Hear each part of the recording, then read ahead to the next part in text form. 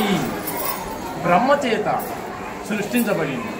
గోమాత గురించి అద్భుతంగా చెప్తుండ్రు, వినండి. బ్రహ్మదేవుడు అమృతం ఆస్వాదిస్తున్న సమయంలో బ్రహ్మ నోటి నుండి జాలువారిన నురుగు ద్వారా గోవులు జన్మించాయట స్వామి.